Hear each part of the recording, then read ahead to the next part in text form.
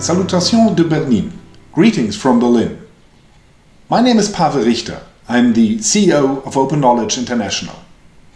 20 years ago I studied at the University of Ottawa, so every time I'm in Canada I feel pretty much at home. Unfortunately, today I can't be with you at the Open Knowledge Festival of Montreal and the International World Wide Web conference, so I hope this video will do. First of all, I need to congratulate Canada. Just a couple of weeks ago, Open Knowledge International published the Global Open Data Index, and Canada moved up from place 22 in 2015 to place 17 right now. You're the #1 in national statistics, procurement tenders, national maps and government budget data. So this is something to celebrate. Congratulations.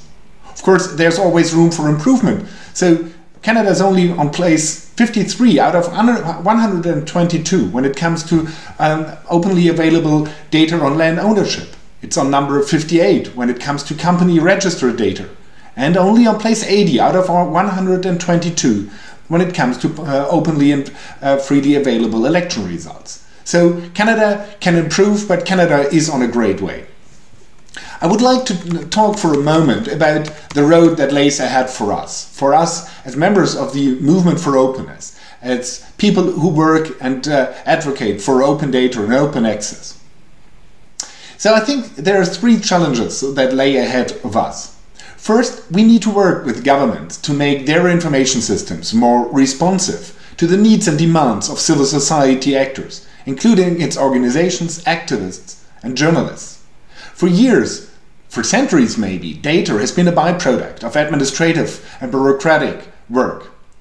But for the last 10 years, what we have seen is that the demand for data comes from very different sources right now. It's not only bureaucrats and other government agencies that need and demand data. It is activists, journalists, organizations, civil society actors who want and need and demand access to data. And we, as members of the openness movement, we should advocate for this. We should work with governments and help them to improve their own information systems and making them more responsive to the needs and demands by civil society organizations.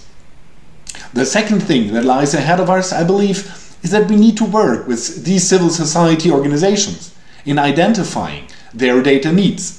We need to help organizations, local, on a national and of course on a global scale, to understand the value that open data can bring to their missions. And then we need to satisfy these needs, be it through opening up data sets, as we have done for more than 10 years now, or through creating our own data. Because yes, it is possible when data is not available.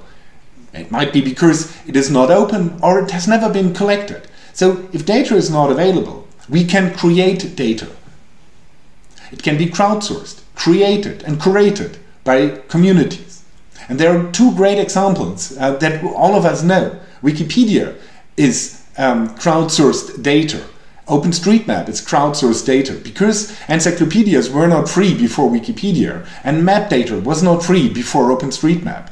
And so these are 2 great examples of how we as a community can actually provide data in cases where data is not available or it's not open. And the third challenge that lies ahead for us is that data in itself is nothing if you don't use it. And to be able to use it, what you need is skills, and you need tools to use it effectively, to understand it, to make it visible and useful. For all this, we as Open Knowledge International can provide kind of a tent, a network, resources. But we will be only successful if we work on the ground, within our communities and cities, our countries and regions. And that is why organizations such as Open Knowledge Canada are so vital and are so important for the success of our shared mission to make open data usable, useful and used. So I wish you all a great time with Open Knowledge Festival of Montreal and the International Worldwide Conferences. And again, I send you my greetings from Berlin. Have a great time.